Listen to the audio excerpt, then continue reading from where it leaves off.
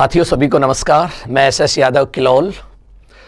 जो राजस्थान के अंदर भर्ती होने जा रही है शिक्षक भर्ती परीक्षा, उस परीक्षा के संदर्भ में आज एक विशेष चर्चा लेके आया हूं पाठ्यक्रम को लेकर। इस पाठ्यक्रम के अंदर देखिए हमारा शैक्षिक परिदृश्य और शिक्षा के अधिकार, दो यूनिट बनाई गई हैं। दोनों से किस तरह से प्रश्न पूछे जाएंगे और कैसे आएंगे उस पर हम बाद में बात करेंगे। पहले आज जो मैं विशेष चर्चा लेके आया हूं वो है पाठ्यक्रम से संबंधित।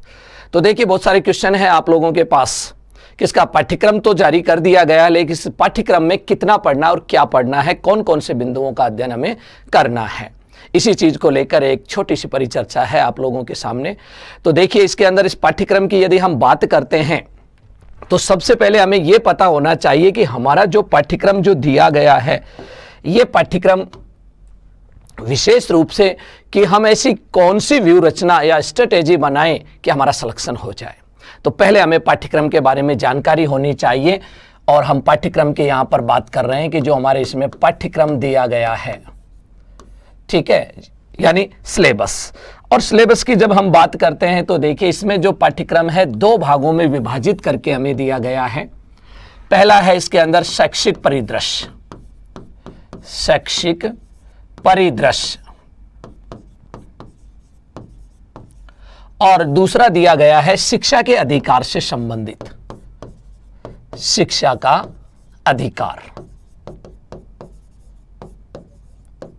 ठीक है, अब देखिए इसके अंदर 4 टॉपिक दिए गए, इसके अंदर 3 टॉपिक दिए गए हैं।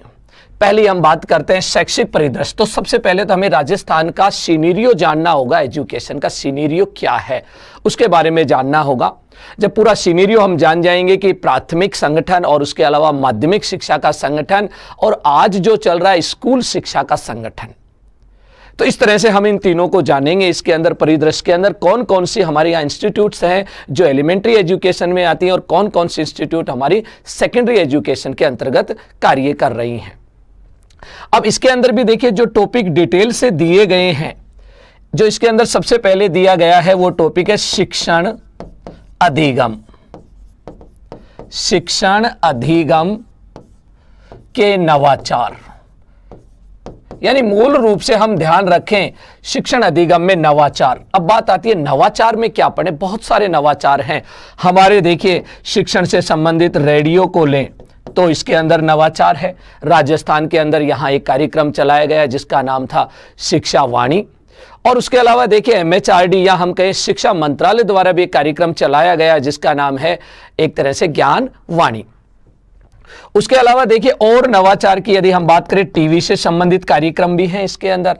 उसके अलावा इंटरनेट से संबंधित भी देखिए इसके अंदर कार्यक्रम है, चाहे वो हमारे व्हाट्सएप के माध्यम से हो, ई कंटेंट हो या इंटरनेट के माध्यम से। और भी हम देख सकते हैं प्रधानमंत्री ई विद्या योजना, उसके अंदर वन डिजिटल वन नेशन वाली जो प्लेटफॉर्म की बात कही गई है, one nation one digital platform.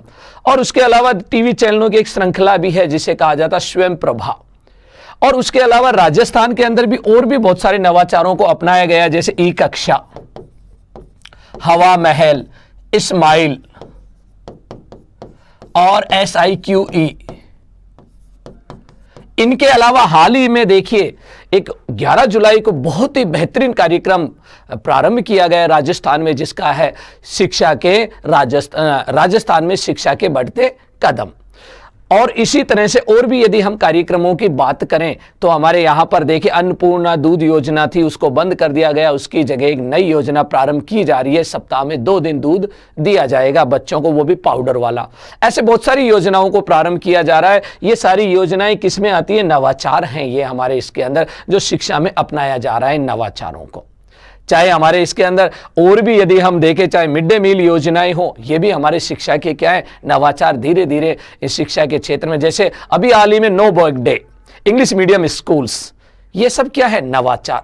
फिर उसके बाद देखिए दूसरा एक बिंदु अपने इसके अंदर दिया गया है विद्यार्थियों की योजनाएं हैं, विद्यार्थी कल्याणकारी योजनाएं व इन योजनाओं के साथ साथ उनमें पुरस्कार। अब इसके अंदर भी बहुत सारी योजनाएं हैं, जैसे लड़कियों के लिए बालिका शिक्षा फाउंडेशन से 8 योजनाएं चला रखी हैं।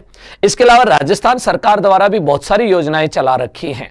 इसके अलावा यदि हम देखें, नेशनल लेवल पर भी विद्यार्थी कल्याण के लिए बहुत सारी योजनाएं चलाई गई हैं। उन सारी योजनाओं का हमें अध्ययन करना है 2 भागों में बांट के, कि राष्ट्रीय स्तर की योजनाएं कौन सी हैं और हमारे राज्य स्तर की योजनाएं कौन कौन सी है। चाहे हमारी छात्रवृत्ति योजनाएं क्यों न हो, चाहे पालनहार योजनाएं क्यों नहीं हो, आपकी बेटी योजनाएं क्यों नहीं हो, इस तरह से इन योजनाओं को हमें पढ़ना है। तीसरा देखिए, इसके अंदर जो बिंदु दिया गया है वो इसके अंदर जोड़ा गया हमारी शिक्षा नीति से संबंधित NEP 2020। अब नई शिक्षा नीति में कितने अध्याय, कब जारी की गई, और विशेषकर राजस्थान के संदर्भ में इसको पढ़ना है। नई शिक्षा नीति, जैसे मूल्यांकन का एक नया केंद्र बनाया जा रहा है नेशनल लेवल पर, जिसे कहा जाता है पर्क। अभी जो एक नया पैटर्न जो दिया गया है इसके अंदर, जैसे foundation school, preparatory school, middle school और सेकेंडरी स्कूल, ये पैटर्न को भी देखिए पूछा जाता है एग्जाम में।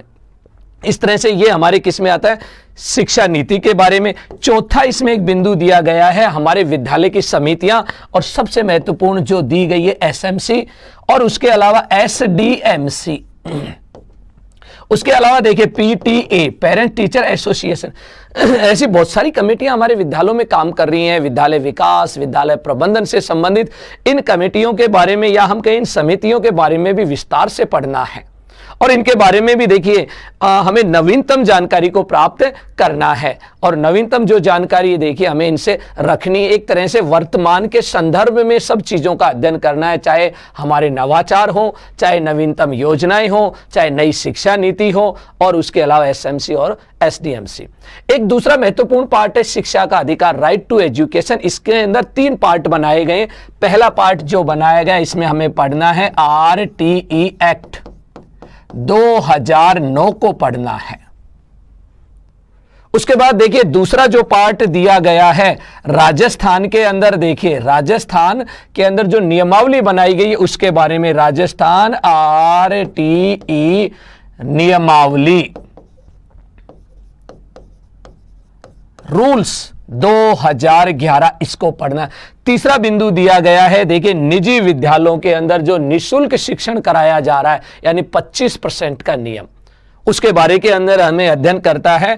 यानी निजी स्कूलों में निशुल्क शिक्षा, निशुल्क शिक्षा। और ये देखिए इस RTE के नियम नंबर 12 में उल्लेख किया गया है। इसका किसमें किया गया है इसका, यदि हम अनुच्छेद देखें या हम कहते हैं इसकी जो धारा देखें, RTE एक्ट 2009 की धारा 12 के अंदर इसका उल्लेख किया गया। 25% बच्चों को प्रवेश की बात कही गई है निःशुल्क। और इसके अंदर जो 25% में जो बच्चे आएंगे वो 3 प्रकार के चाइल्ड को देखिए यहाँ डिफाइन किया गया। एक तो वीकर सेक्शन चाइल्ड है, जिसे हम कहते हैं दुर्बल वर्ग का बच्चा। दूसरा कहा गया असुविधाग्रस्त, डिसएडवांटेज ग्रुप का चाइल्ड। और तीसरा आता है चाइल्ड विद डिसएबिलिटी, निःशक्त जन बालक को इसमें शामिल किया गया है। तो उसको भी हमें पढ़ना है, जिसकी विशेष जानकारी हमें मिलती है PSP पोर्टल पर। तो ये तीनों चीजें हमारे शिक्षा से अधिकार से संबंधित पढ़नी है। पहले एक्ट आएगा, फिर नियमावली, और फिर एक धारा जिसका नाम है धारा 12। और यहां पर 4 बिंदु दिए गए हैं। तो कहने का मतलब दिखने में एक छोटा सा है, लेकिन यहां विस्तृत देखिए पाठ्यक्रम बनेगा इसके अंदर, और इन योजनाओं को पूछा जाएगा। फिर दोबारा से मैं बता रहा हूं वर्तमान के सापेक्ष। यह पाठ्यक्रम हमारा L1 और L2 जो शिक्षक भर्ती होने जा रही है उसके लिए बनाया गया है। और इस पाठ्यक्रम के बारे में देखिए मैं और भी विशेष प्रकार की चर्चाएं लेके आऊंगा समय समय पर। पहले तो आज मैंने एक खाका बनाया आप लोगों के लिए, हमें क्या पढ़ना है और कितना पढ़ना है। दूसरा देखिए हमें कहां से पढ़ना है और कैसे पढ़ना है, इसके बारे में मैं फिर बताऊंगा। तो साथियों सभी को मेरा एक बार नमस्कार।